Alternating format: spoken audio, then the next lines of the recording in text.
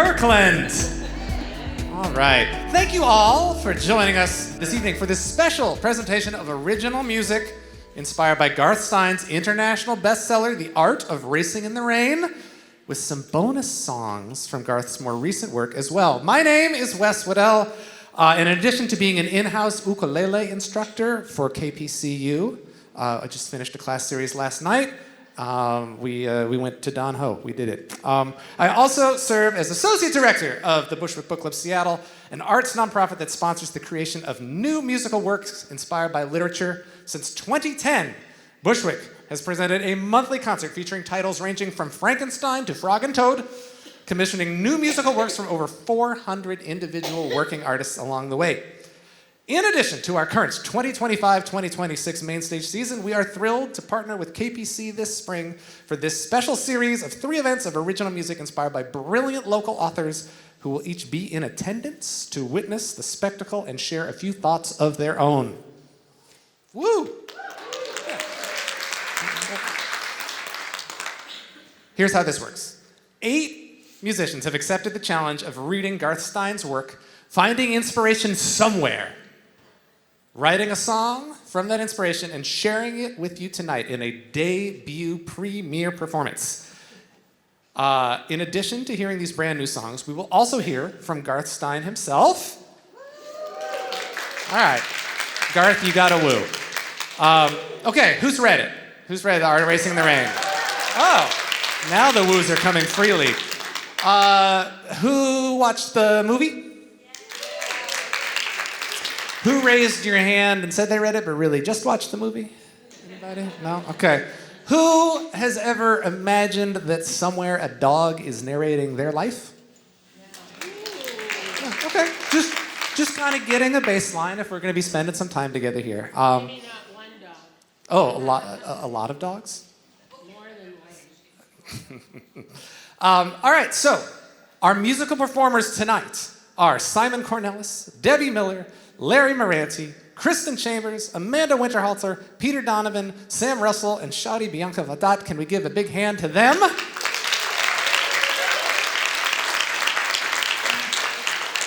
And we're gonna go straight into the music. Simon Kornelis offers very little information about himself online, but Seattle Magazine did once call him a hardworking Seattle guitar slinger who crafts a country blues sound. And that feels factually correct. Simon has performed for Bushwick in the past for original music inspired by Vonnegut's Breakfast of Champions, Steve Martin's Born Standing Up, our annual partnership with the Jack Straw Writers Program, our erstwhile annual partnership with the Garth Stein-founded organization Seattle 7 Writers, and more. Please give a warm Kirkland welcome to Simon Kornelis.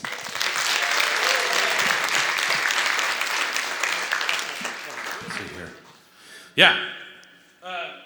Well, hi everybody. I'm Simon, and I haven't played out in a while. I have these 3 problems. Their names are Fred, Alma, and Wendy.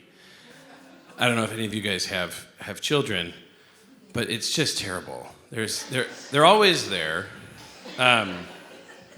and what's nice about Racing in the Rain is that it gives hope that you could just be an absolute absentee father and everything will still work out in the end anyway. It's good.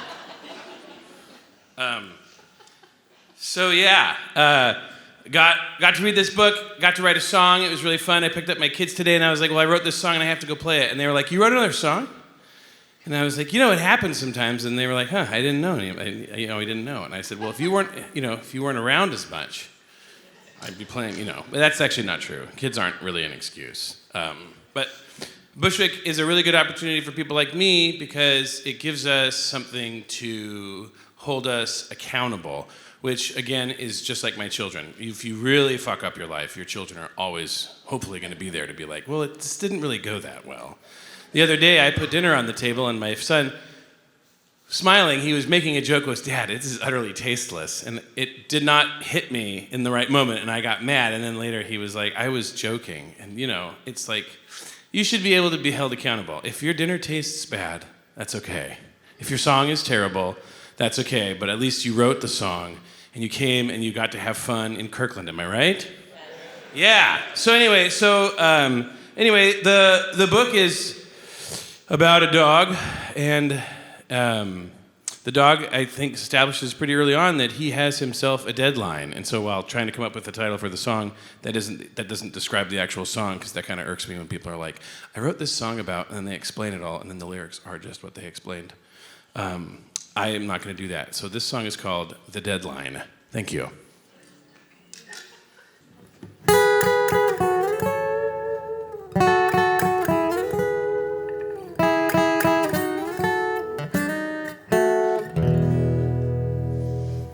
I don't want to hang around for too long. The signs are there, I'm starting to see things go wrong. The paint is peeling off and all my cracks are starting to show. And I think everyone knows that I don't want to hang around for too long. I can't stand to think of you without me there. You're the center of my world, you're somebody who cares. It's hard to think that someday you might try to move on. Somehow that feels wrong, but I don't want to hang around for too long.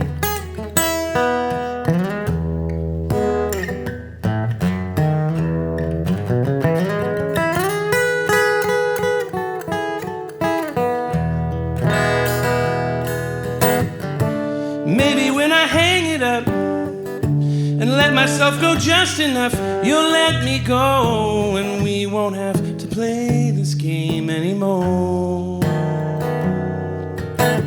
But I don't want to waste the time that I have left. I know that all these thoughts are just to satisfy myself. I know that we don't leave a piece of ourselves when we die, but I'll still give it a try. But I don't want to hang around for too long.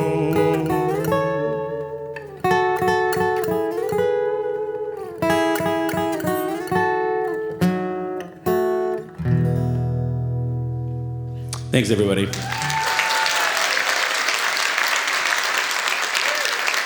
Simon Kornelis!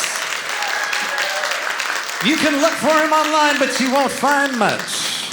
It's good to have you back. That's Simon's first Bushwick appearance since 2019. There were fewer kids then. Up next is Debbie Miller. Debbie Miller, yeah. You don't have to hold any of that back at any point. Debbie Miller's music has been described as a masterclass in contrast, wit wrapped around melancholy, vulnerability laced with irony. She disarms with humor, then delivers the kind of emotional depth that lingers long after the song is over. That's a nice description. Yeah, you wrote it. No, I didn't write that. Growing up in New York as a classically trained pianist, she dabbled in theater, a cappella, and finally songwriting in her mid-20s. Debbie is currently most proud and surprised by the fact that she has become an avid birder.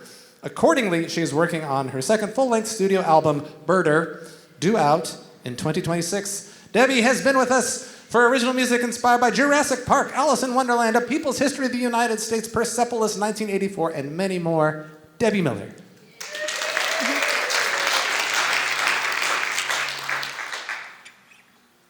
So so happy to be here. The lights are bright. I can't see anyone, so I'm just going to pretend I'm talking to myself. I read The Art of Racing in the Rain, and one of the things that really struck me about the narrator, the dog Enzo, was like really his rich inner life and the really complex thoughts and knowledge that he seemed to have. And it made me think of my own cat, who before I had a cat, I used to think, oh, cats, dogs, whatever, they're just pets. And then I got a cat, and it like totally changed my life. And it made me think about like how often my cat is trying to tell me something, and I don't know what he's trying to say. And he's a very, very chatty, like constantly meowing or like making different vocalizations. So the book sort of inspired me to think about, so I need to tell a little story. When I first got my cat, he moved in on Thanksgiving Day in 2020. So like really the dark depths of COVID when I was really alone. And he would follow me around, and he was constantly meowing to the point where I couldn't really get anything done. And it was just like, I was like, I'm feeding him, I'm petting him, I'm playing with him. Like, I don't know what else I can possibly do with this animal just to get him to like be quiet. So sort of became at my wit's end. And so I hired an animal communicator to try to see like what was going on. And so the first thing she said to me was, he's trying to tell you he's just so excited to be with you. Oh, I know, right? I melted, and then she said, and he keeps picturing this other cat that he was with constantly, and I'm not sure, but this cat might have been his mother. And I just thought, oh my God, I'm his new mommy. And he's sad because he's probably missing his actual mom, and all of these things that he was probably trying to tell me that like he didn't have a way to tell me. And so I tell you the story so you understand where my song is coming from. And this song is from my cat's perspective, and it's called "I'm So Excited to Be Here."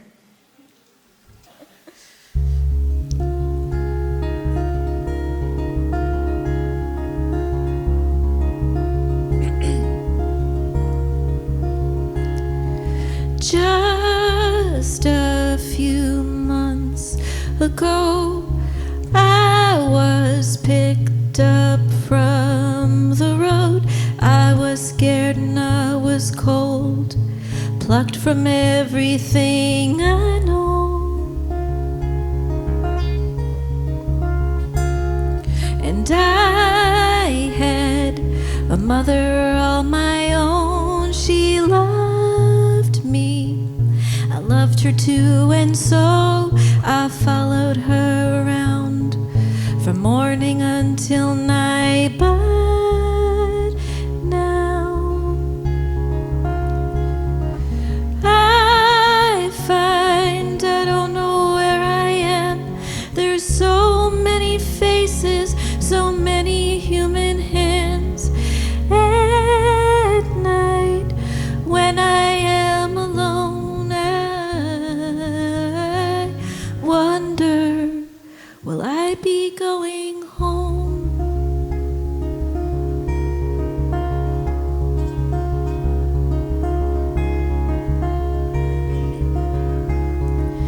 I was moved from place to place.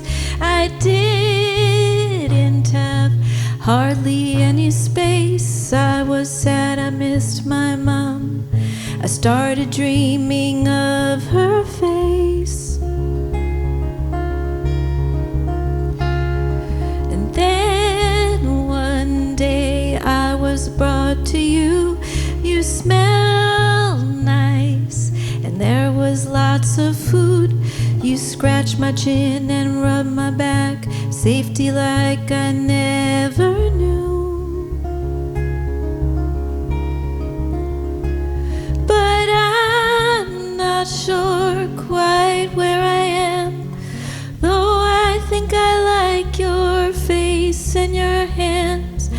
At night when I feel alone, I wonder, could this be my home?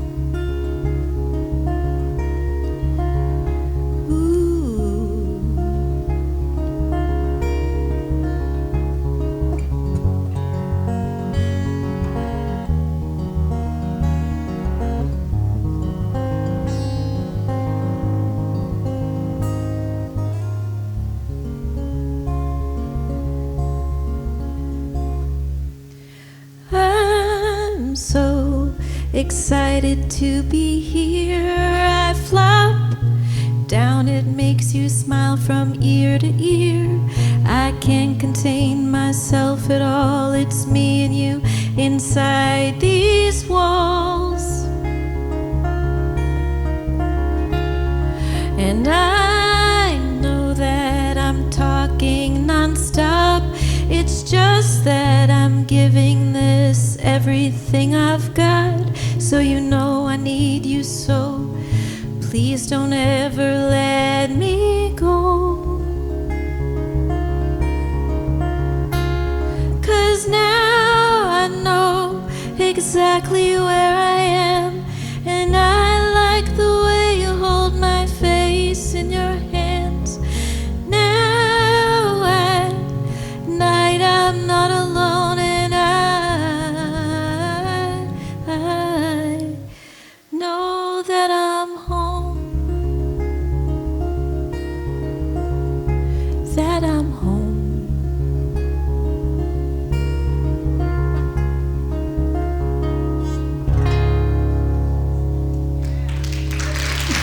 Thank you so much. Debbie Miller. You can follow Debbie and her cat on social media. It's a thing you can do. His name is Boat. All right.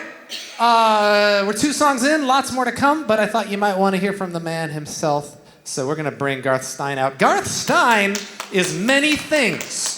Among them, author of the contemporary classic, The Art of Racing in the Rain, which became a major motion picture starring Kevin Costner in a non-baseball role. The book has sold more than 6 million copies worldwide, been translated into 38 languages, and spent more than 3 years on the New York Times bestseller list. Stein is also responsible for 3 other novels, a full-length play, and a sci-fi graphic novel series in collaboration with cartoonist Matthew Southworth. He co-founded the Seattle 7 Writers nonprofit, was named inaugural chair of the Author Leadership Circle of the Book Industry Charitable Foundation, and is the winner of multiple literary awards. Fun fact, Garth received his racing license with the Sports Car Club of America in 2001 and went on to win the points championship in the Northwest Region Spec Miata class in 2004. No woo? No? I know it's Wednesday. He quit racing after a serious crash while racing in the rain. Garth Stein.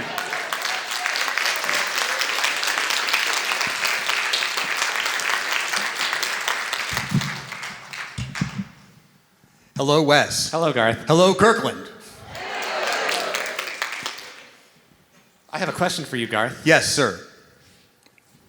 I hear there's a bit of a story around Art of Racing in the Rain first getting published, maybe involving something about not everyone believing that you could have a dog narrate your book. It's true. Will you tell us a little about that? I will tell that story. Some of you may have heard it before if you've seen my events, but it's always good to have a little refresher on this. I grew up in Seattle, and then I lived in New York for a long time, and then I moved back to Seattle in 2001. While I was living in New York, I did a lot of different things like you do when you're young, but I made documentary films quite a bit. And at some point in my career, some people approached me about a film that they had. They were looking for a distributor and thought maybe I could help them. So I took a look at their film. It was called State of Dogs. And it was a film made in Mongolia, and it was about the belief among the nomadic people of Mongolia that the next incarnation for their dog will be as a person. So there's a special burial ritual that you go through to release the spirit of the dog. And the film was very beautiful and very lovely and well done. I couldn't get involved for a number of reasons, but the idea really stuck with me. And I thought, that thing about a dog coming back as a person, someday I'm going to do something with that. But I had no idea what. Years later, we had moved back to Seattle, and I went to a Seattle Arts and Lectures event with the poet Billy Collins. I don't know if any of you are familiar with Billy Collins, great Nobel. He was the poet laureate in the past. Very funny guy, and if he comes, you should go see him for sure. And he was reading one of his poems that night called The Revenant, which means words from the dead. And it was being told from a dog who'd recently been euthanized. So it was being told from doggy heaven. And the first line of the poem is this. Let's see if I can remember this. I am the dog you put to sleep, as you like to call the needle of oblivion. Come back to tell you this simple thing. I never liked you. And I was like, holy crap, that's crazy, because That's my story right there. We've got a dog trying to like come back as a human being, but he's really got an attitude about it. Like, I'm smarter than all you people, but you won't listen to me kind of thing. And thus Enzo was born. Well, I was super excited about it, and I went home immediately, and I said, I got to get to work on this, and I put everything aside, and I started writing it, and at a hotel in Bend, Oregon, believe it or not, and it just came to me. The first lines, gestures are all that I have. Sometimes they must be grand in nature, and I thought, whoa, where'd that come from? I really got something here. 4 months later, I had finished the first draft of The Art of Racing in the Rain. And I was super excited about it, and I sent it off to my agent in New York, and he patiently waited for 2 weeks before calling me back to tell me, he called me up and he said, it's narrated by a dog. And I said, yes, I'm familiar with that, having written it and all. What do you think of the book, though? And he's like, I can't sell a book narrated by a dog. No publisher will publish a book narrated by a dog. No marketing department knows how to market a book narrated by... It's not even narrated by a dog, he said. It's narrated by an author pretending to be a dog. To which I said, Victor Hugo wasn't a hunchback. You guys get that? Does it ring a bell for anybody here? No. Well, my agent didn't get it because he just got madder and madder at me, and he started yelling at me, and finally he just said, do me a favor, throw this manuscript away and go write me something I can sell. And the only thing I could do to respond to that was say, you're fired. So there we were. It's going to follow-up question. Is that still your agent? Yeah, and I fired him, and then I didn't know what to do. I went home. My wife was like, start sending out query letters, which I did, and everybody rejected it. They all said, we like the writing, we like the idea, but it's narrated by a dog. It's not a kid's book. Sorry, you can't do that. And it was many agents said this, and so I was really at the end of my rope here, and I was doing the fundraiser the following spring for King County Libraries, Literary Lions. A great library system and a great fundraiser, and I was doing it that year, and I was at the pre-event writers' dinner. And we were sitting around a table with a bunch of other authors and going around introducing each other, and it came to me, and I said, my name is Garth, and I'm really upset because I've got this book, and I think it's really good, but it's narrated by a dog, and no agent will touch it. And this other writer sitting across from the table from me looked up from his plate, and he said, you should talk to my agent. He sold my book, and it's narrated by a crow. He says, I don't see any reason why I couldn't sell a book narrated by a dog. And so I got his agent's information, and I sent my query to him, and he called me up 2 days later, and he said, you have to let me represent this book. That was the agent I needed, and he went on to sell it to my great publisher, and it went to spend 3 years on the bestseller list and so forth, proving that people will read a book narrated by a dog. So, thus the legendary story of Enzo. The legend, yes. Thank you for that. Much more from Garth to come. But let's get you some more music. All right. And also for anybody keeping score at home, the first event in our series here with KPC was another book narrated by a crow. Yeah. So it's hot right now. I recommend you all go home and try it. Making his Bushwick Book Club debut tonight, Larry Murante has built a reputation as one of the Northwest's hardest-working contemporary singer-songwriters. His trophy case includes the grand prize in the John Lennon Songwriting Contest and recognition from several other national songwriting festivals as well. Originally from Nazareth, Pennsylvania, the home of Martin Guitars. Larry has called the Seattle area home since he had considerably longer hair. Fun fact, Larry's James Taylor tribute band has been known to double bill with KPC Executive Director Jeff Lockhart's Laurel Canyon Project. Extra fun fact, Larry and I once won an axe and a frying pan in a remote coastal bar. That's right. I remember that. I'm glad you do. It was quite a night. It was a night. Please give a warm first-time Bushwick welcome to Larry Murante. Thank you very much. Thanks. So yeah, this is my first time with the Bushwick people, and so I guess I'm now a Bushwicker. I'm not inclined to read books or watch movies that are narrated by animals. And but you know, I finished a book, and I was looking for another book to read, and my wife handed me this book, and she said, "I think you'll like it. It's about racing." Well, I grew up in a little town, as he said, Nazareth, Pennsylvania. Anybody ever hear of that? It's right next to Bethlehem, I swear to God. Literally. And Nazareth is known for, in my opinion, three things. The Martin Guitar Factory, they made this guitar. It's a D18. They make other guitars. They sell them all over the world, and there's just a one factory in little old Nazareth, Pennsylvania. The other thing that Nazareth is famous for is they have a famous racing family. Anybody know who that might be? The Andrettis, yeah, Mario and Michael Andretti. And they also, the town's also known for the Nazareth Speedway, which had been there for decades. I grew up with it, and it was a dirt track, an oval dirt track that had stock cars. And I lived 2 miles away from the race car track, and every Sunday night, you could actually hear the cars 2 miles away at my house.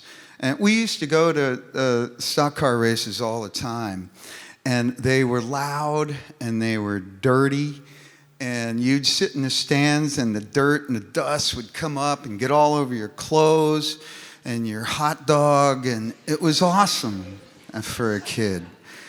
And in the 70s, I think it was Penske who bought the land around the racetrack, and they tore down the oval dirt track, and they put in a 2-mile IndyCar racetrack, and it was the Nazareth National Racetrack, and they had very well-known drivers from all over the world come to Nazareth to race at that track. So I have a lot of racing in my background. To write this song, I, of course, read the book, and I went through the book one page at a time, and I just pulled out phrases and ideas that I thought would be good for a song, and I came up with this. It's called Enzo.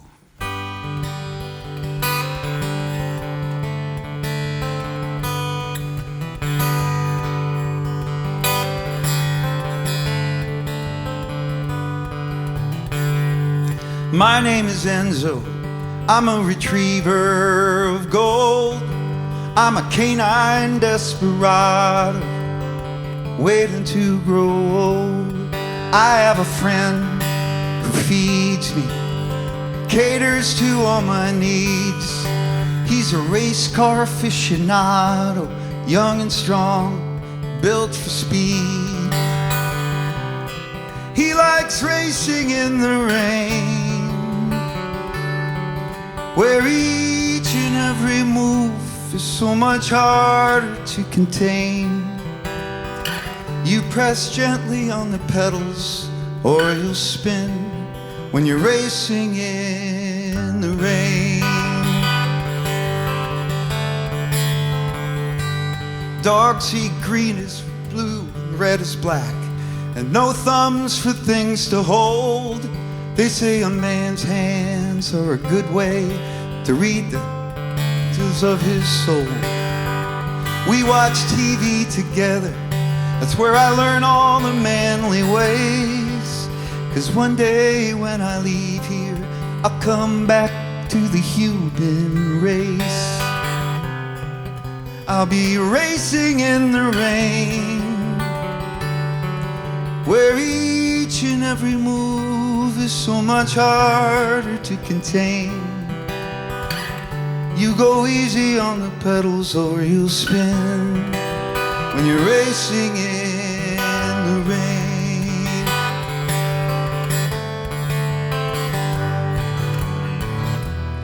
Not all dogs return as a man. It's so hard to comprehend God's plans. Not all men return as a dog.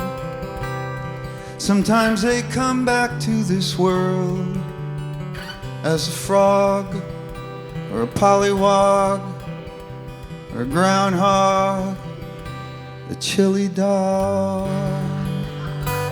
What? Can happen.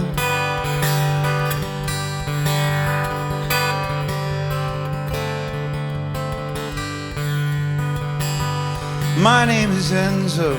I'm a retriever of gold. I'm a canine desperado. I can't wait to grow old. 'Cause that day when I leave here, I'll come back a race car man.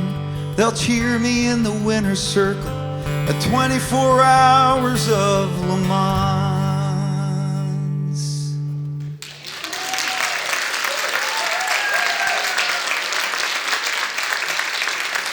Larry Murante.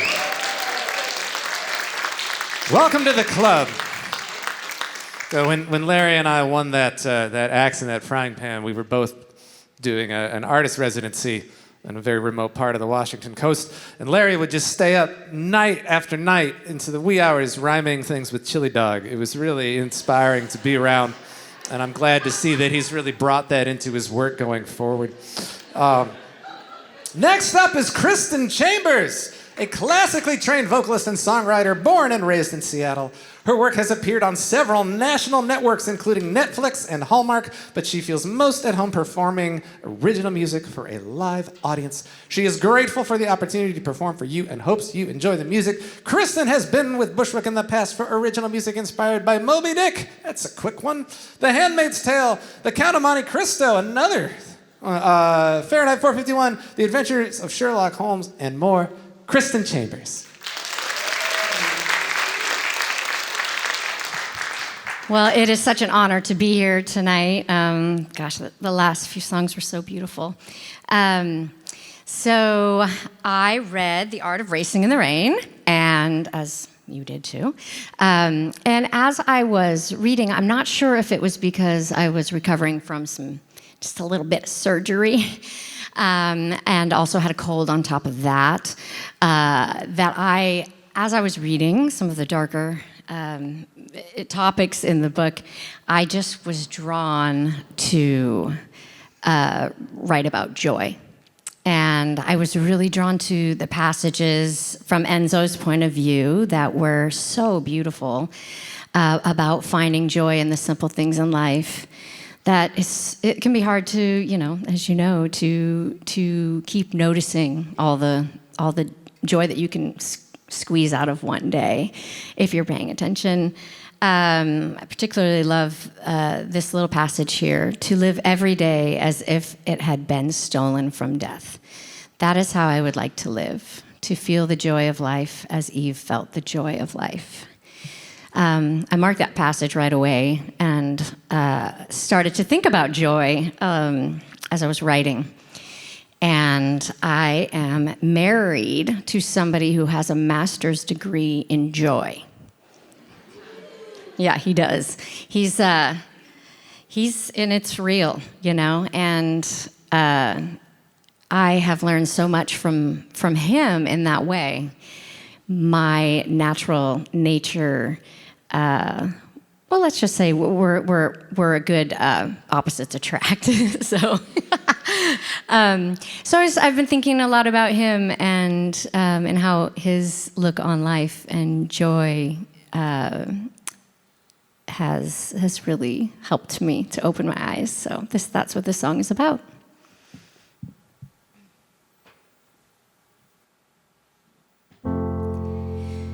You've got a Saturday kind of way.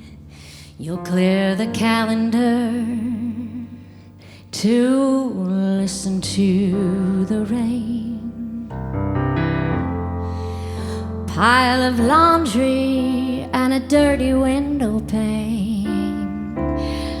Feels like we're making daisy chains while the world falls away. It's not my nature, no, it's not.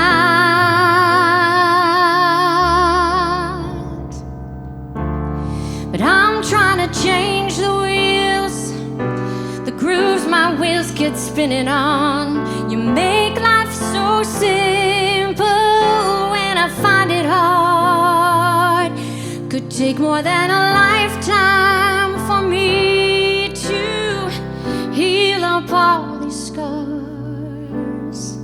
But you just open up the blinds and let in all the sun. You drive away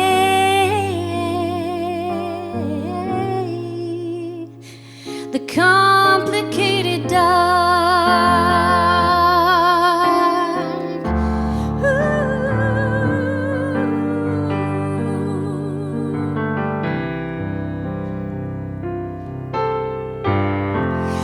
Frost looks like diamonds on the lawn.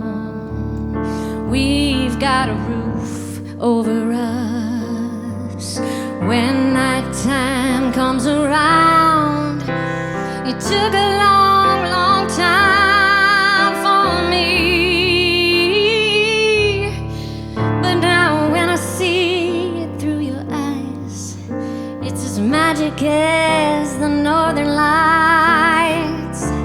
And it's not my nature, no, it's not. But I'm trying to change the grooves my wheels get spinning on. You make life so simple when I find it hard. Could take more than a lifetime for me to heal up all these scars. But you just open up the blinds and let in all the sun. You drive away the dark. Teach me to dance barefoot in the park. Eat all the cake and make the summer last.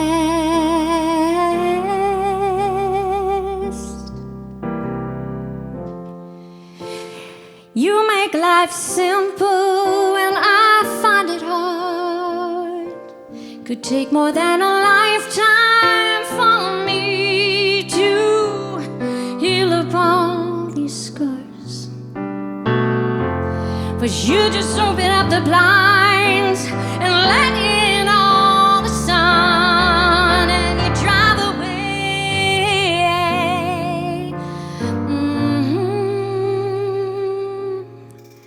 the complicated dark.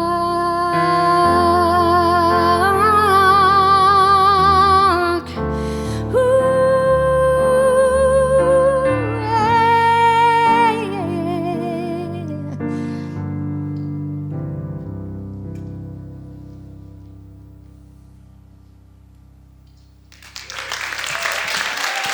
Thank you. Kristin Chambers. All right, it's giveaway time. Our regular monthly main stage shows that Bushwick does, we're in our 16th season. All of this year's events are happening at Hugo House in Seattle.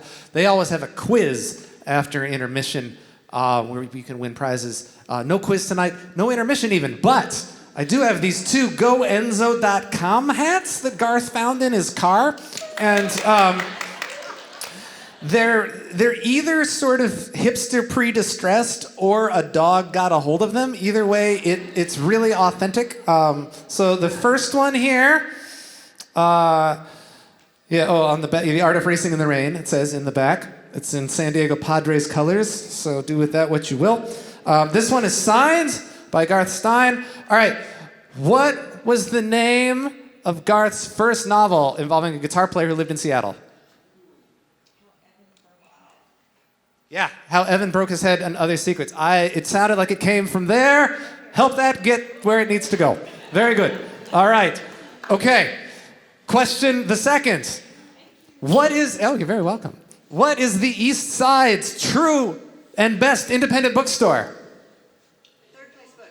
Book Tree, yes, who happen to be here tonight with copies of Art of Racing in the Rain and Garth Stein's other works. Say it again. Okay. I'm gonna echolocate. That one. Yeah. Sorry. Put a little English on that one. Anyway, all right. Thanks for playing. Next up is Amanda Winterhalter. Amanda Winterhalter fronts a dark Americana band in Seattle, weaving together threads of 1960s girl group AM pop, gritty indie Americana, and blues-tinged southern rock. Glide magazine calls her latest release a courageous work of the aching soul that is equally stunning and thought-provoking. Winterhalter showcases head-turning vocals that make for a fascinating Adele meets Wanda Jackson vocal stew. Yeah, if that's not worth the woo, I don't know what is. Y'all were on it. Thank you very much. Amanda has joined Bushwick in the past for original music inspired by The Dispossessed, Adventures of Huckleberry Finn, The Omnivore's Dilemma, Shrill Bad Feminist, The Bible, and more. Amanda Winterhalter.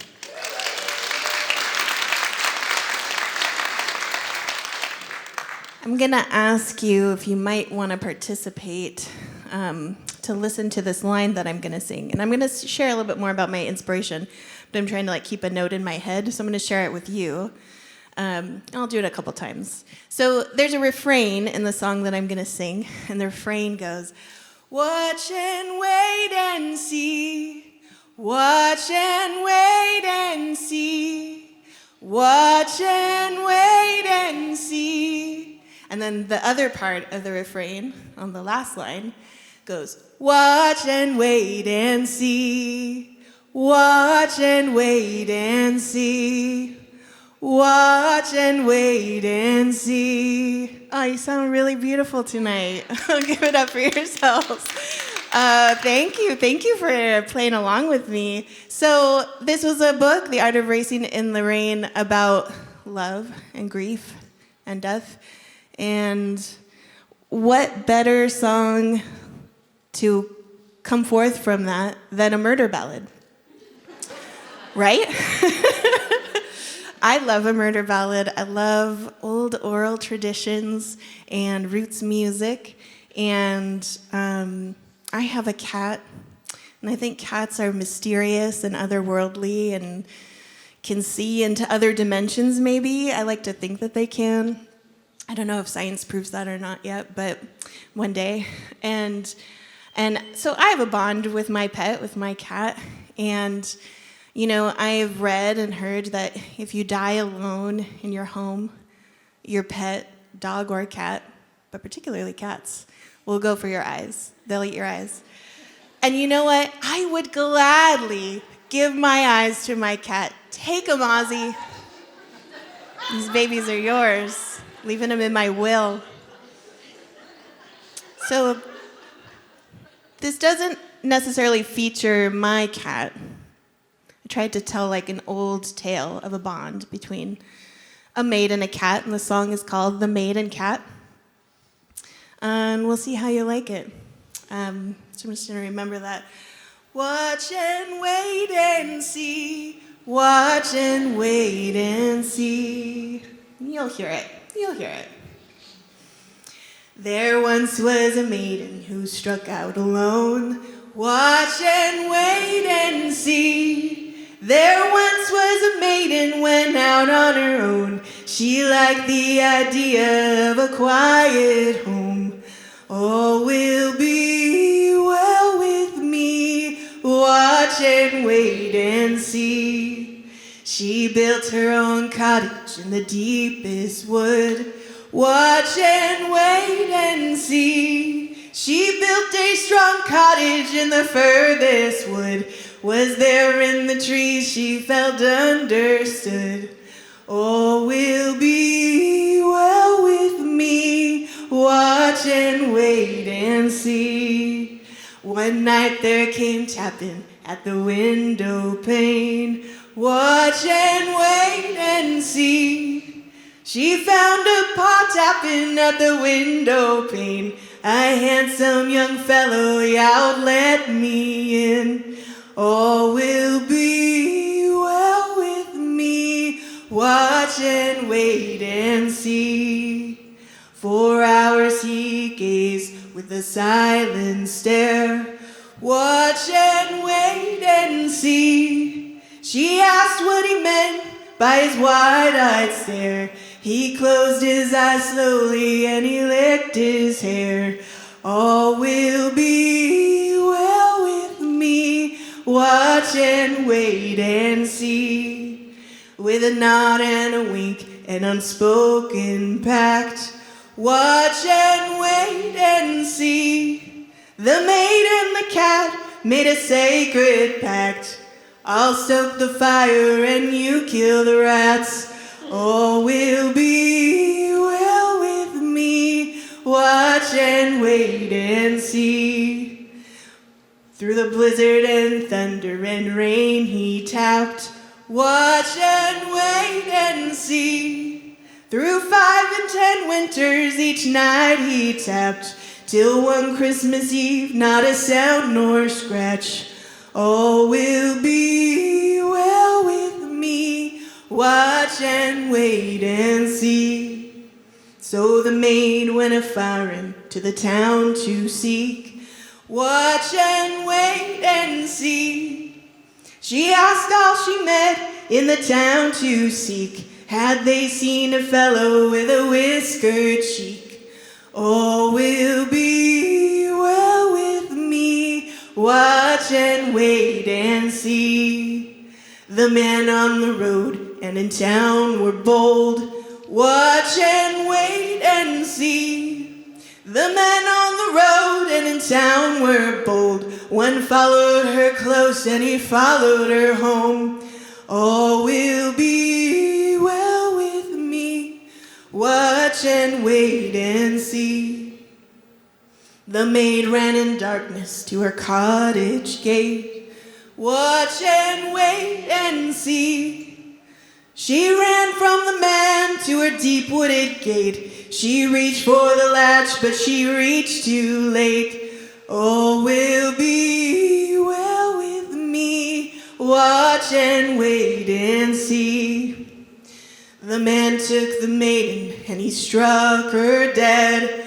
Watch and wait and see. The man took the maiden and struck her dead. With a scream from the trees came the cat on his head. All will be well with me. Watch and wait and see. With claws to his eyes and teeth to each cheek. Watch and wait and see. The cat pierced his eyes and he tore out his cheek. He stopped the man's heart with a wailing shriek. All will be well with me. Watch and wait and see. Oh maiden, my maiden, I have one request. Watch and wait and see. Oh ghost of my maiden, I have one request. May I have your eyes as I lay you to rest. All will be well with me. Watch and wait and see. The shade of the maid give a loving bow. Watch and wait and see. The shade of the maid give a loving bow. The cat ate her eyes with a loving meow. All will be well with me. Watch and wait and see. Thank you.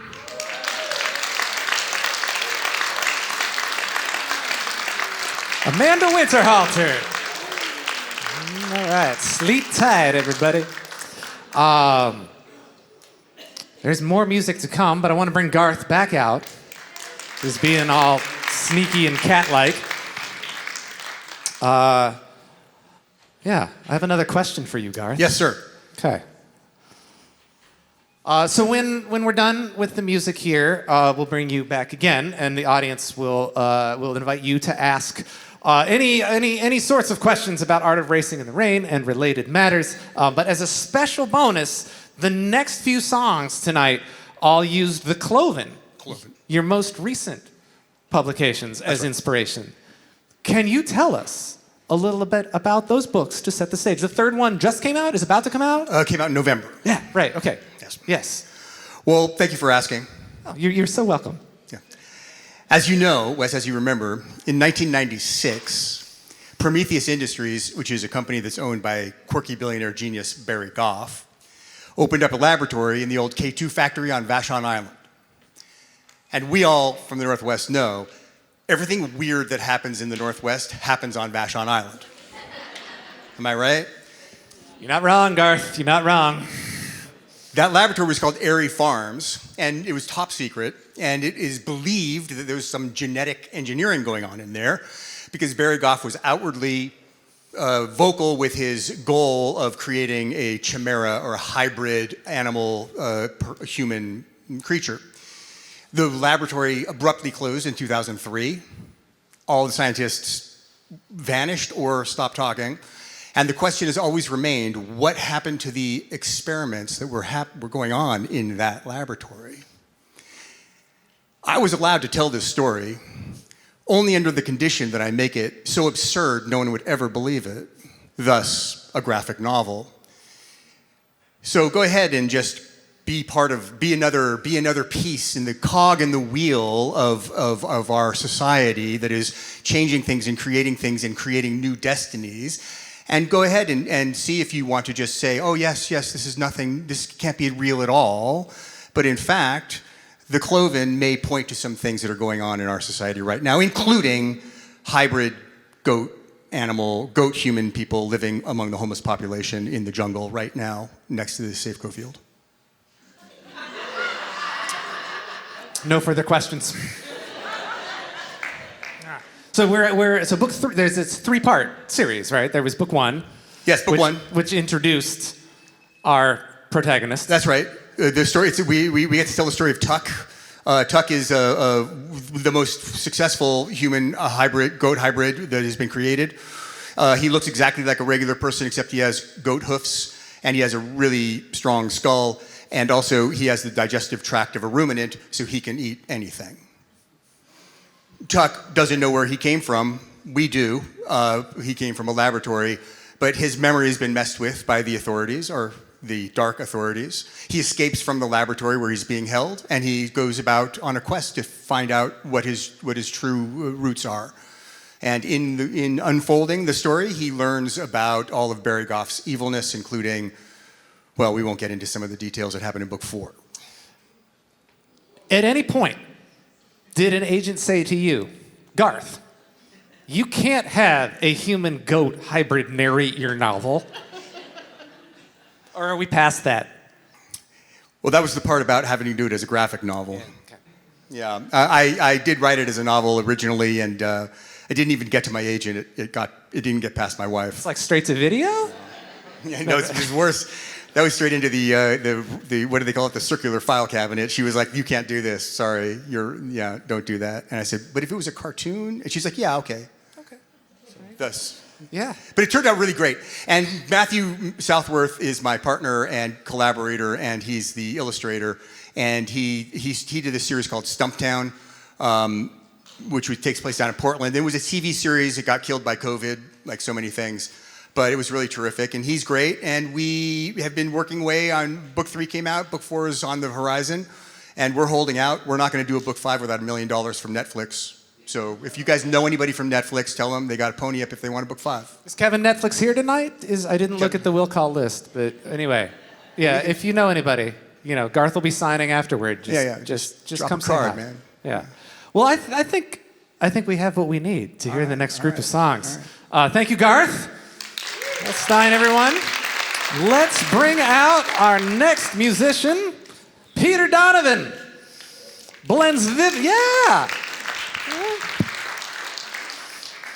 vivid storytelling with cinematic imagery alongside writing original songs for films. He has released 2 solo albums, This Better Be Good and Community Theater, both marked by sharp lyricism and heartfelt melodies. Peter has performed for Bushwick in the past, with original music inspired by Roske's Book of Delights, Scary Stories to Tell in the Dark, and several others. Peter Donovan. Thank you, Wes.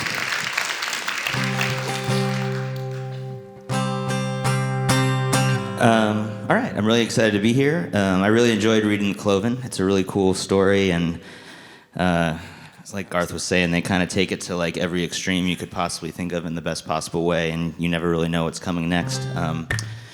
Some of the themes that really stuck out to me, one was just an idea of like mythology and myths and things like that, and how that intersects with like Americana and sort of like the urban legends, I think, are kind of like our version of these old classic myths. And another theme that stuck out was the Cloven. They kind of gather together at night, and they run around in the park or in the city, and they kind of like let loose. And I like the idea that at nighttime there's kind of this whole other world that comes out that, you know, we don't really know about. So this is my song. It's called Gods in Parking Lots.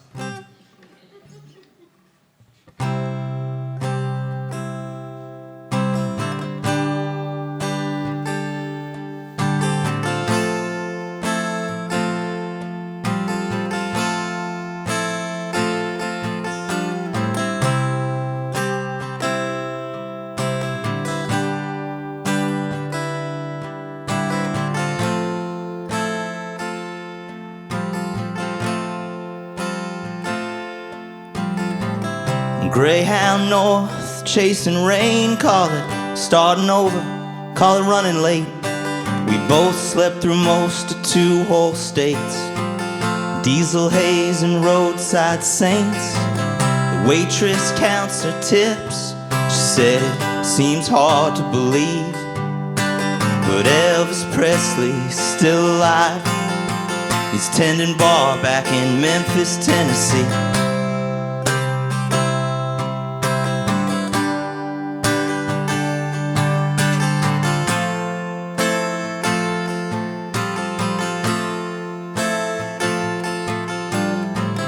Fog rolls thick out near the bend, and saucers are flying round the chevron again.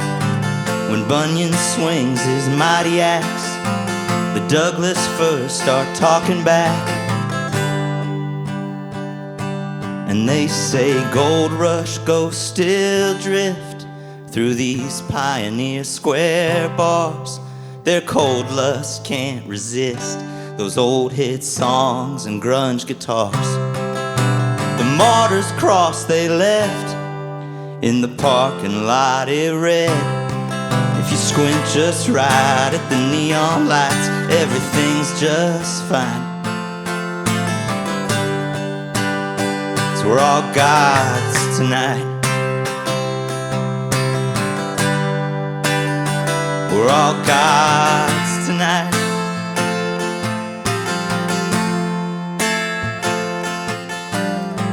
You never guess what I saw off Route 66. Bigfoot was selling kids counterfeit kicks. St. Helen's smoking out by the motel. Her t-shirt says I survived me as well. You know gold rush ghosts still drift through these Pioneer Square bars. Their cold lust can't resist those old hit songs and grunge guitars. The martyrs' cross they left in the parking lot, it read. If you squint just right at the neon lights, everything's just fine. We're all gods tonight. We're all gods tonight. We all rise tonight. We all shine tonight. We burn so bright, hearts ignite. The skyline just looks so divine.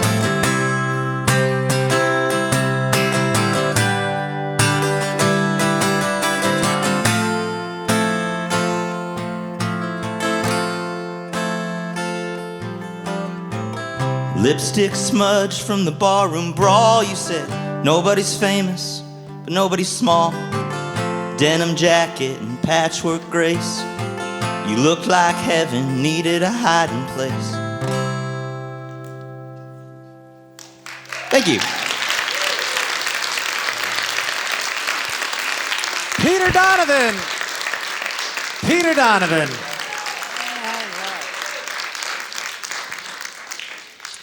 Next up, for something clovey, is Sam Russell. Sam Russell is a Midwest-bred singer-songwriter who fronts the longtime Seattle-based garage rock collective Sam Russell and the Harbor Rats.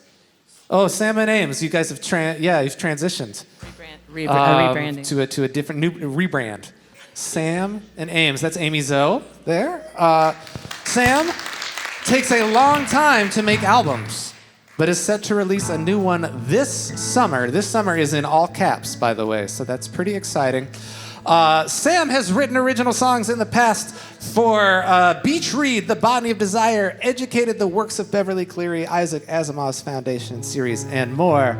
Sam Russell of Sam and Ames. Thanks, Wes. Wes didn't mention it, but I want to give a special shout out to Ames right here. She does the crossword puzzles for most of the Bushwick shows. She's the one responsible. She likes a lot of attention, so please stare at her and give her lots. You're welcome! I'm a Capricorn, so that tracks, right? So I want to start off by saying a few words about what this book meant to me. This is The Cloven by Garth Stein. And it's a very personal reaction I had to this. So when I was starting to write this song,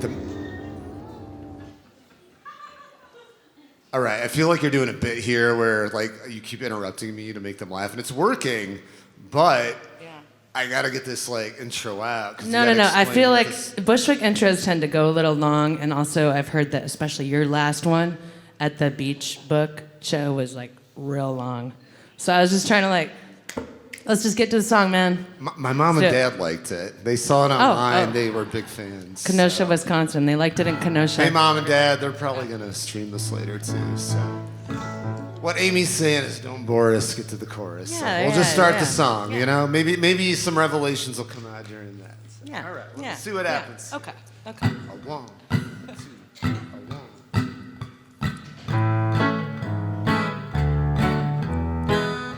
You got the chords down over there? I'm working on it. I got to see it. All 3 of them, yeah?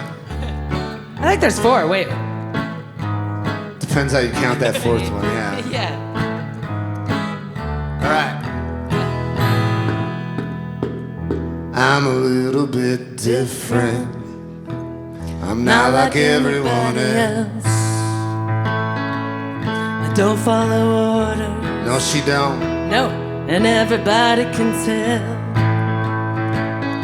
And I don't have a choice. She don't have a choice. To blend in and disappear. Blend in and disappear. Normalcy don't know me. And I run, and I run, and I run on fear. Yeah. How do you like that? How you like that? I mean, the word normalcy is a little snobby, I'm not gonna lie. That didn't really roll off the tongue, did it? I was like looking at my sheet, I'm like, is that really what you wrote down there, dude? Well, I threw in a big like, word because this is a Bushwick Book Club thing, you know? Yeah, You you gotta wanna- sound smart, yeah. You wanna come across as smart, I guess. Maybe next time we do this song, we'll do a little revision, yeah? Yeah, I think that's a good idea. All right. Ha.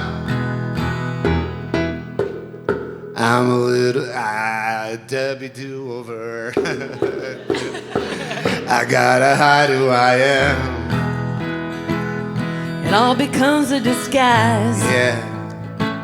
They say I'm not natural.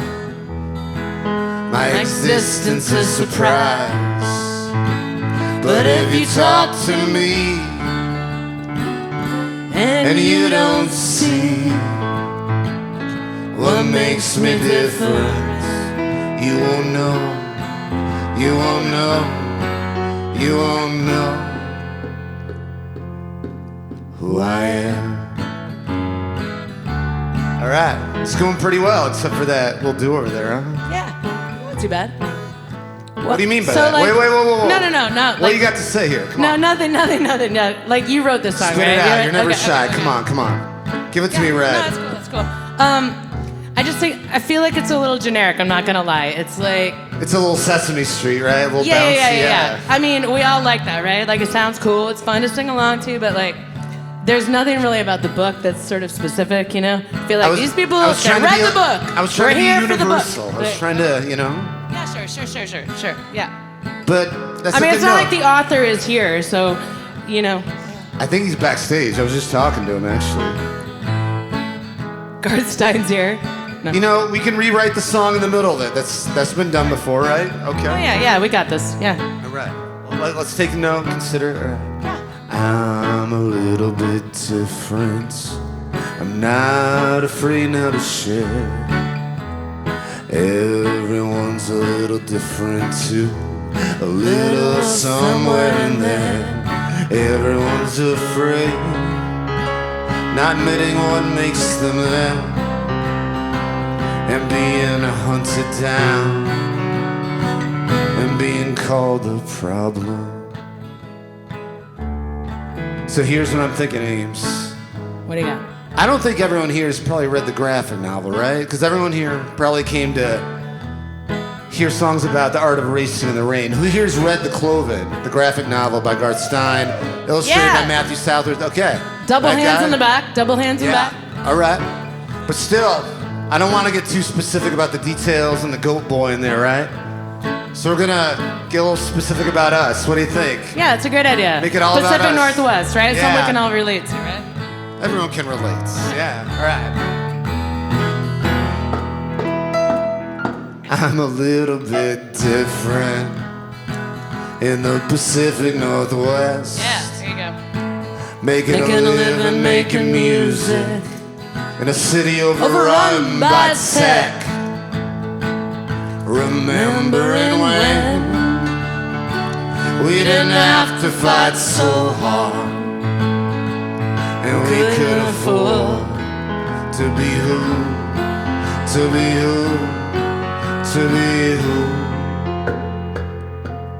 we really are. You know, I feel so lucky living in the Pacific Northwest, where we have the supports of the local governments, of the local folks, for the communities like the LGBTQ, transgender, a lot of mental health advocacy here the rest of the country doesn't have. Right? Yeah, we have a really nice bubble. We're very fortunate out here. We're thinking maybe if the rest of the country could be more like the Pacific Northwest, then we'd be all right. Yeah, maybe we could just like all be weird for 5 minutes every day or something. Yeah, the whole country. Be like more Portlandia-like, you know? Yeah, there you go. Embrace that. Yeah. How can they be weird, though? What do you think? Do we sing about it? Is that what you're trying to say? I don't know. Maybe. Get a guitar. Yeah. Write weird songs guitar. like up here. Write songs about books about dogs, books about goat boys. Yeah. Murder ballads about cats eating your Yeah. eyeballs. I mean, come on. There you go. That There you shit's go. amazing. Yeah.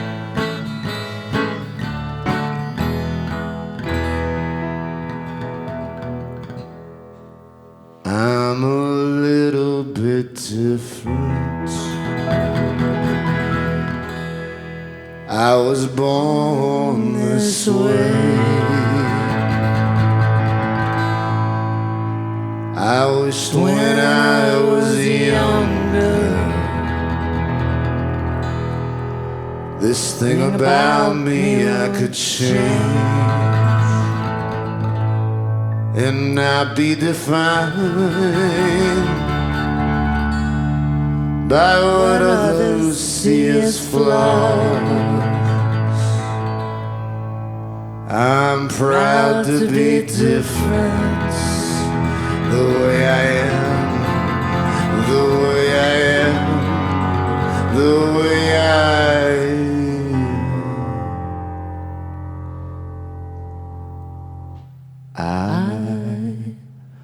fucking love. Thank you so much. much, folks. We're Sam and Ames. We'll be playing at the Tractor May 27th, a benefit for the Gender Justice League with Gene Mann, also the Bushwick Book Club. Yeah, and I think we better get off stage. Wes is back there shaking his fist at us, so we'll see you on the flip side. Wrap it up, you two. Wrap it up. 3, 4.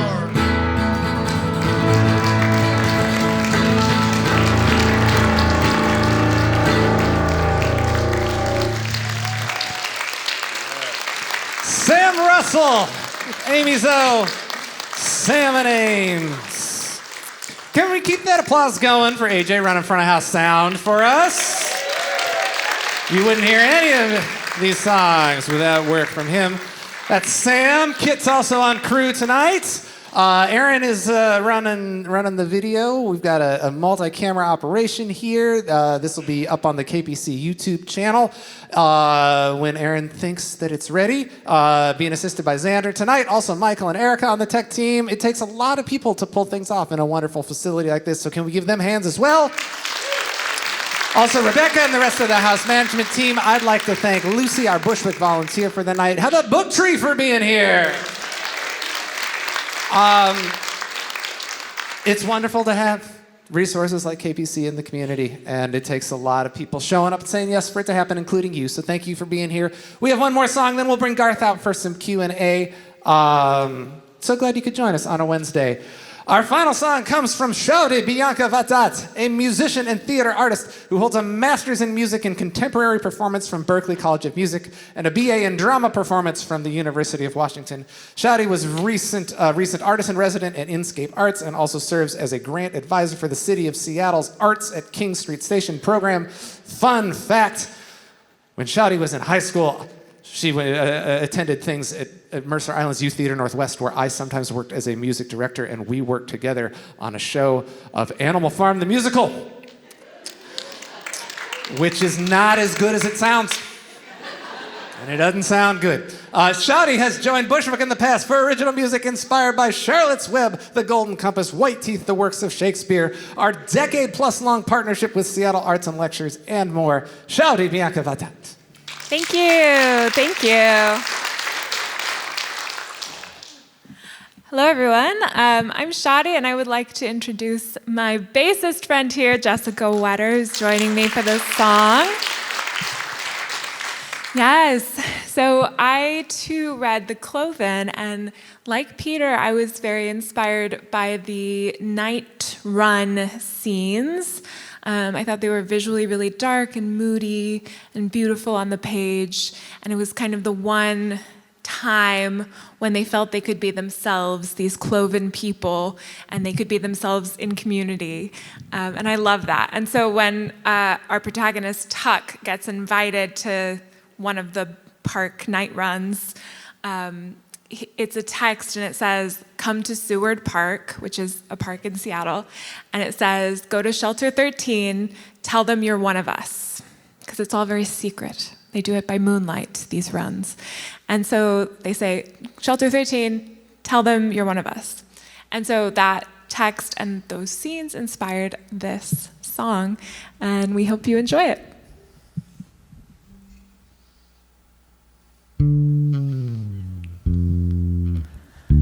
When you get to Seward, tell them I am one. When you get to Seward, tell them I am one. I am one. I am one. I am one. I am one. Oh, shelter number 13, tell them I am one. Shelter number 13, tell them I am one. I am one. I am one. I am one. I am one. Friday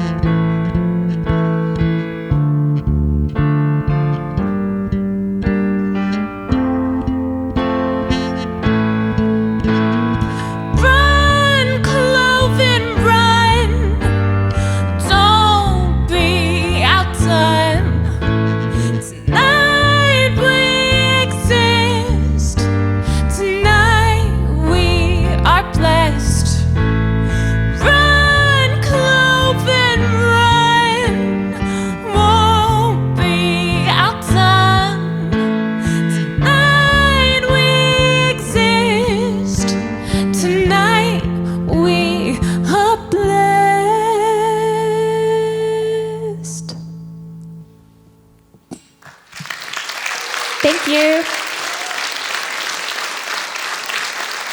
Shaudi, Bianca, Vahdat. And please keep that going from everyone we heard music from tonight. Simon Kornelis, Debbie Miller, Larry Murante, Kristin Chambers, Amanda Winterhalter, Peter Donovan, Sam Russell with Salmon Ames, and Shaudi, Bianca, Vahdat.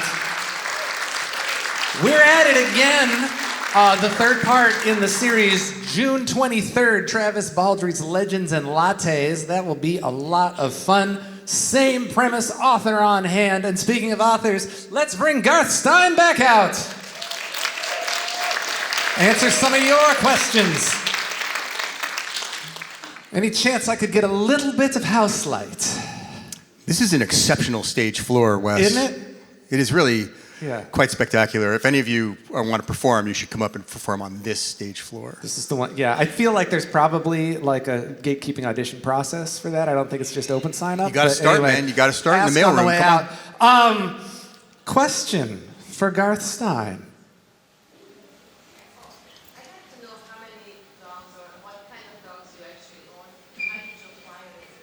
The question was, what kind of dogs My dog. do you own or are in your life, and My how did dog you acquire pedigree, them? yeah. Yeah.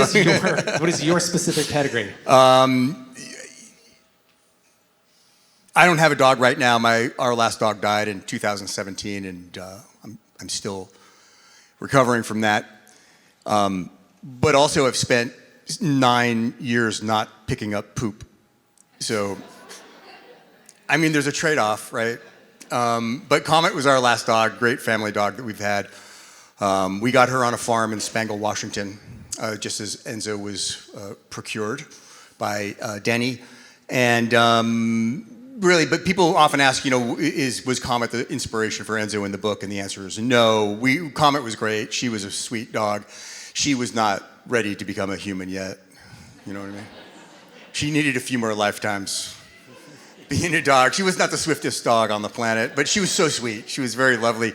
But when I was a kid, there was a dog in our family, Muggs, the Airedale, and Muggs was sort of more Enzo-ish, and really, as for me as a kid growing up with a dog, I was confused. I had some role issues in our family, and until my father explained to our dog that I got to go in line first for dinner, I didn't understand the hierarchy, but Muggs was terrific, and she really did have this sort of affinity, and I saw the relationship then. We all know that if you have a dog and you have a family, the dog has there's an alpha relationship or a singular relationship with the so-called alpha in the family.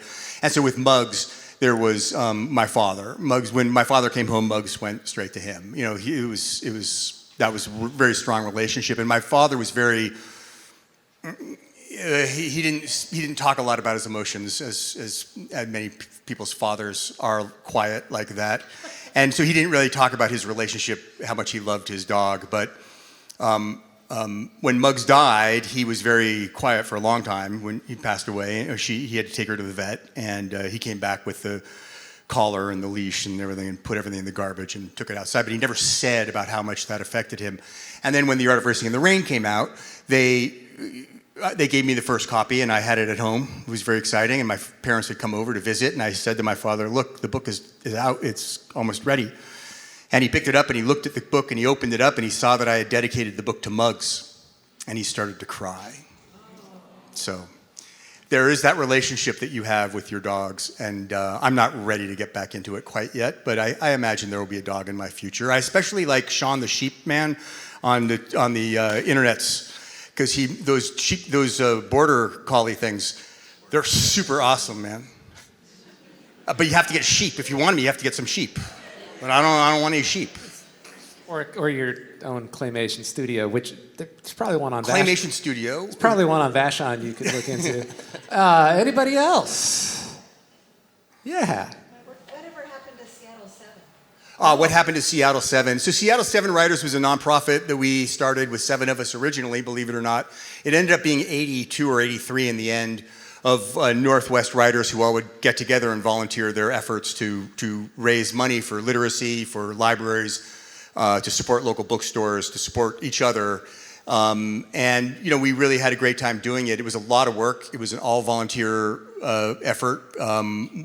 Every single dollar that we made went right back into nonprofit work, either our work or supporting other nonprofits such as Bushwick, which we partnered with often.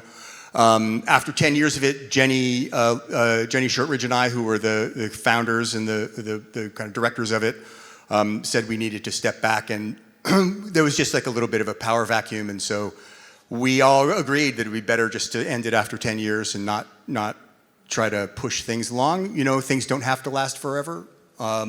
Sometimes a good effort, and I think 10 years is a good effort. We did a lot of good for 10 years, and now I'm trying to do things, but I do it individually. I do, just myself doing things to support the same industries that I believe in supporting. I'd like to thank you all for coming out and supporting Kirkland Performance Center, number one. But also you're supporting the local nonprofits. These musicians are all having a great time. We've got, Bushwick buys books to give to the writer. I mean, it's an ecosystem, right? And the local bookstores here to sell books. So, we need to make sure that no one else is looking out for our ecosystems. Trust me. Did you guys figure this out yet? No one outside of our bubble is looking out for our ecosystem. So we got to take care of it ourselves. Keep it clean. Keep the algae off the walls. Buy books at our local booksellers. Support our local stores, our local merchants, make sure everybody stays in business, because when Main Street goes dark... I like the idea of Seattle 7 writers maybe getting to a point where it was ready to become a human. But perhaps it just needs another couple of runs in the nonprofit org. I don't know. Anyway. Yeah.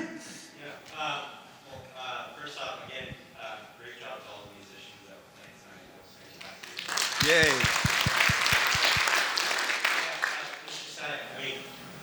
So I read the book and finished it about a month ago, and I'm here with my wife and my friends, and we all read it around the same time and everything.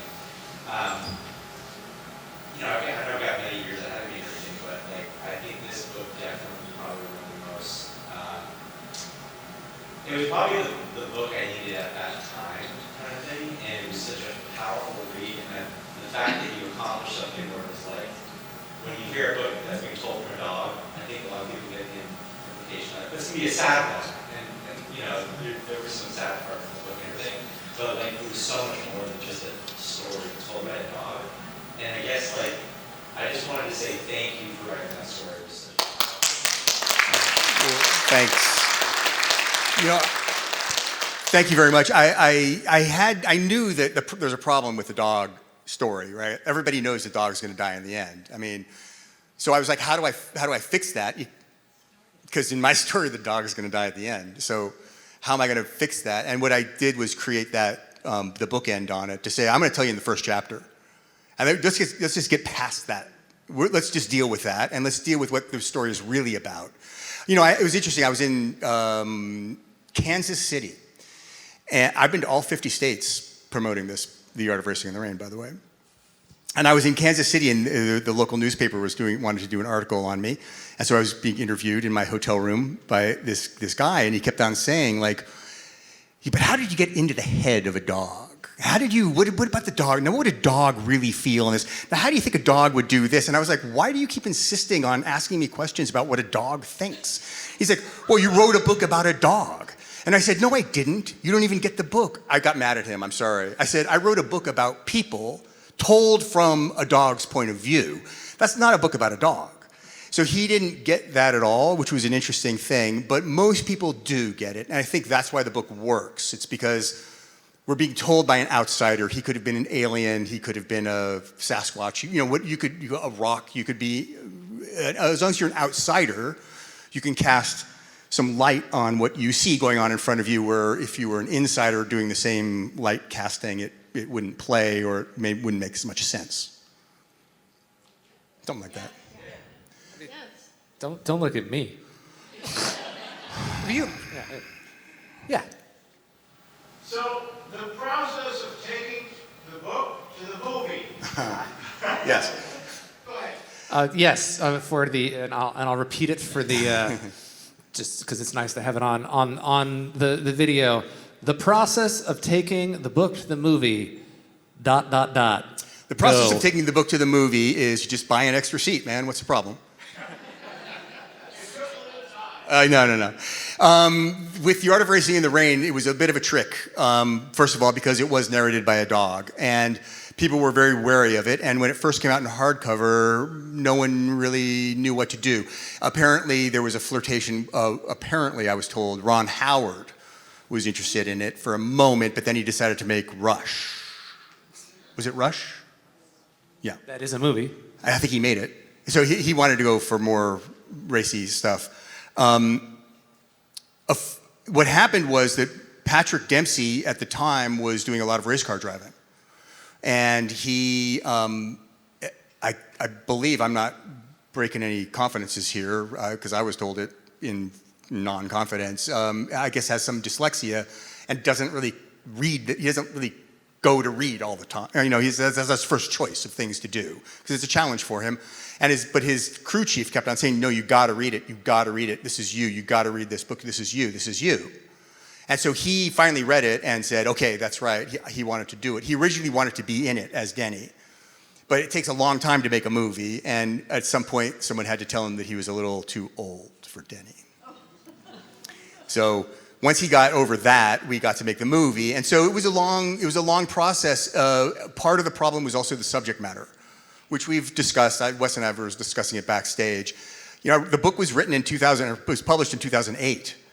I mean, that was before the Me Too era, right? So there's an allegation of a sexual molestation that takes place in the book that did not make it into the movie because you can't do that anymore. Now, back in 2008, we were dumb. I'm not justifying it. We shouldn't have been there. But now you couldn't do that. You couldn't have that in there like I could in 2008. But when they were making the movie, they were like, what do we do now? And so there was a little bit of a concern of, you know, how the film was being made. You know, look, it's the same thing I have with The Cloven. I think this is a great story for adults about really topical questions about what are the human genome, about doing genetic enhancements in human beings. You know, what is the cost? Where do we experiment on people? You know, why do companies that are making heart valves go down to Chile to do their experimentations instead of doing them in the United States? I think you could probably figure out why. So these are really important questions that we need to talk about, but no one wants to talk about them. So I said, let's do it in a comic book so that we can have that. And it's the same thing with The Art of Racing in the Rain. Let's have these conversations about mortality, about reincarnation, about spirituality, about all these things, but we'll couch it in a way that makes the medicine go down, right? And so we can create, and it worked. Sometimes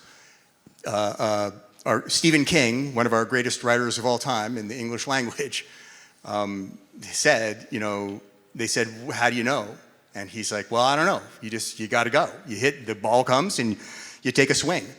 And sometimes you hit it and it's like, oh, that's a single. And sometimes you hit it and it's a double. And he said, and sometimes you hit it and you think to yourself, I really got a hold of that one. So with The Art of Racing in the Rain, I really got a hold of that one. So.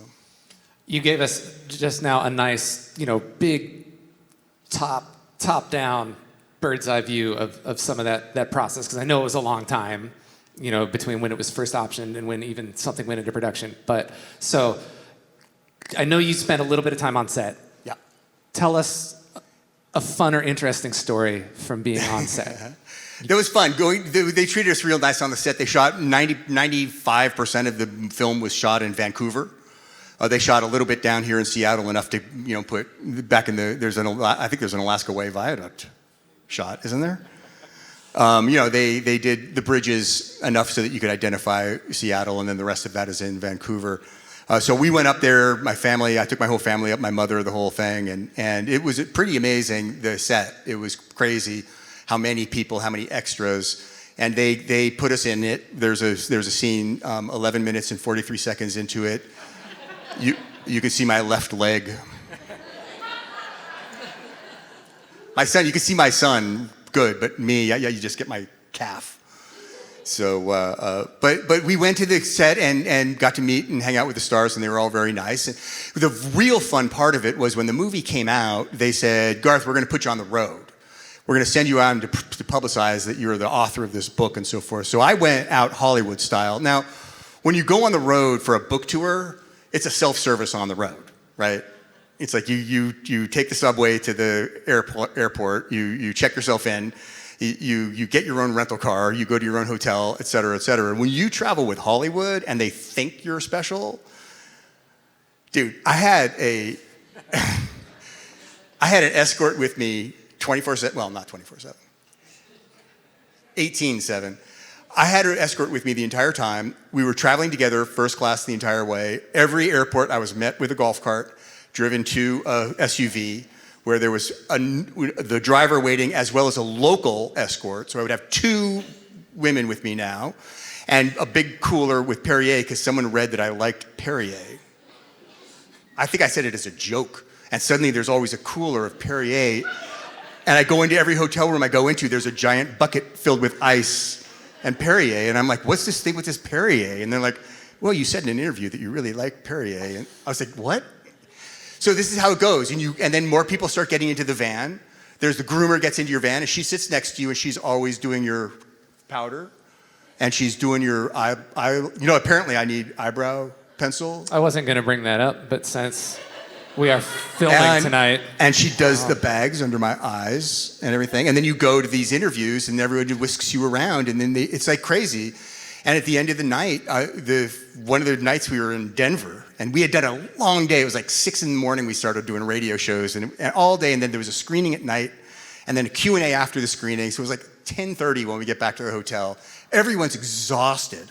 And we pull up to the thing to get out of the van, and before they open the door, and before anybody gets out, I say, I was thinking of going dancing. And the young women who were with me were like, really? Oh, okay, yeah, sure, yeah, let's go dancing. And I was like, no, I'm kidding. And they're like, oh God, thank God. She said, usually they're not kidding. Which I felt bad for these poor people in this job, but. Well, I feel bad because we had Kirkland brand fizzy water for you backstage tonight. I thought it'd be. Yeah, man. I thought it'd be both economical and clever. You got to get But no, I didn't read the right. You didn't read the writer. Yeah. Article apparently. Yeah. I just wanted to say thank you for writing it from the dog's point of view. I think all of us can say thank you. Well. Thank you for writing it. Yeah. From Enzo, the dog's point of view. Enzo came strong, and I have a whole thing about this, and it gets kind of weird. So whatever, because all you people, probably don't believe in things like the collective unconscious and all that kind of stuff, but I do, and I believe that that you tap into something, and that these are characters that want their story told, and you have to tell it right. And if you don't, they're going to go find someone else to do it again, and they're going to keep going until they find what suits them. And those are the books that resonate. And I think that for some reason, Enzo came, and I just let him go. I would have so much fun writing. It was crazy. I would go in and just the whole zebra scene. Remember the zebra scene from the? Oh, yeah. Like I didn't even know that was going to be in the book. I was just like, oh, I need to know more about what makes Enzo tick when he's under pressure. That's what they teach you when you go to writing class. What is your character like under pressure? Not what they're like when they're not under pressure. Who cares? When it's push comes to shove, what are they going to do? And I didn't. So I said, well, I'm going to put the screws to Enzo here. I'm going to do a writing exercise. I'm not even going to put it in the book. So if you're a writer and you do that, I'm sure musicians do it too. You just say, you know what? This is off the record. I'm not even recording this. I'm just going to just do something. Sometimes some weird magic thing happens in that. So I said, I'm going to lock him in the house for 3 days and not give him any food or water, and I want to see what happens. And so I did it. I went in, I sat down, I was like, I'm locked in a room for 3 days. What do I do now? Well, I'm going to drink toilet water. Okay, I'm not going to. And then where's the food? And then what happens? And then I remembered as a child growing up, every time I've had a dog, if you leave them alone for long enough in a house, something is going to get destroyed. But it wouldn't be their fault. And by the way, you left them in the house. You shouldn't have done that in the first place. So in a sense, you're creating your own. So suddenly this whole zebra thing started happening, and I read that and I was like, what? Where did that come from? I'm keeping that, man. I'm putting that in the book. So sometimes things happen that just, with Enzo especially, where he would just start going, and I'd be like, I'm going with Enzo. I'm not going to try to edit myself here. So. And the crows. Well, that's a true story, though. Yeah, the crows did actually attack a bag of dog feces on my back porch. Let's do one more. That's why they hate me. They hate me. They see me walking and they hate me. Well, they talk to each other. Crows are super smart. You know about the whole University of Washington study where the guy wore the Nixon Richard hat? Nixon mask? Yeah. Yes. So my question is not quite so highbrow, but one of my favorite scenes is, I call it Enzo Gets Revenge on the Carpet. Oh, yeah. Oh, yeah. I just want to know where that comes from. Walk us through Enzo Gets Revenge on the Carpet. The tools of my dogness. That's all I know. That came from of my Enzo saying to me, we were like so frustrated with those twins. And I was like, what are we gonna do, Enzo? And Enzo was like, we're gonna use the tools of my dogness to get revenge, because I'm just a stupid dog. And I was like, that's pretty good though. And so I wrote that scene, and then I gave it to my wife, because I always give everything to my wife first, and she was like, that works, you just gotta set it up. So I had to set up the pepperoncini he first has. We're alerted to the condition earlier in the book. That's a classic setup payoff. You gotta do that in your books, everyone should pay attention. If someone if you introduce a stick in Act 1, someone has to throw it in Act 2, right? Yes, That's yes. just simple writing rules. Yes. Yeah, all right, we'll do one more. Sure. Oh. Do you have a next project? I do have a next project. I'm very nervous about talking about it because it's too explosive.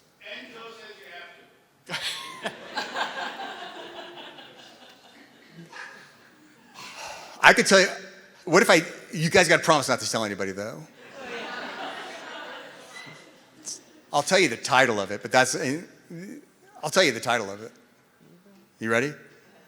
And then one more question, because she asked a question. The title I'm working on the title I'm working on now is Home Depot Jesus. Next. Well, okay. I just wanted to piggyback on about I'd forgotten what that scene was about the Pooping. pooping, but Enzo's, I spent a lot of my life around dogs, and Enzo's interpretation, his comments about the twins and just the way things came out of him, I either was like crying while I was reading it in public or hysterically laughing out loud, because thinking about going into other realms and thinking about how dogs would look at how I think dogs would look at people is like so right on. It was so spot on, and it was just like, oh, I can think of so many dogs who would say similar things about certain people. Yeah, well, of course, we don't know. We don't really know what they're thinking. But I thank you for I get your point. I mean, I do think it's important to say something about humanity. Can I do that? It's not going to be a political. Don't worry. It's going to be about Enzo.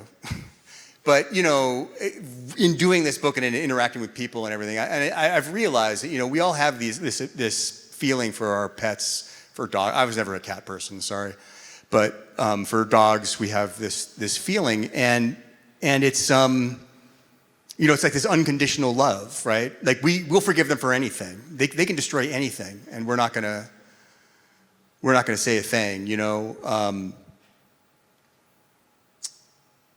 If you were to come home, ladies out there, after a long day of work, and it's dark because daylight savings isn't in yet, and you have a bunch of grocery bags, and you walk up to the back kitchen door, and you have to get your key out, and you get your door open, and you start to step in, turn on the light, and you find your husband naked and drunk and sleeping on the mat in front of the door waiting for you to come home, you're going to kick his ass. You say, I told you to clean the basement, and you're drunk and sleeping on a mat. What's going on?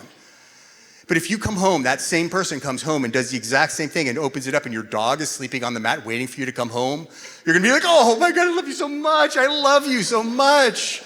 I can't believe my heart breaks that you had to wait for me an instant. I can't believe it. Next time I'll be faster. I'm so sorry. So I just think the moral of the story is we should treat each other more like dogs.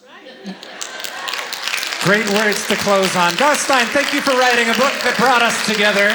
Audience, thank you for coming out, supporting local literature and local music.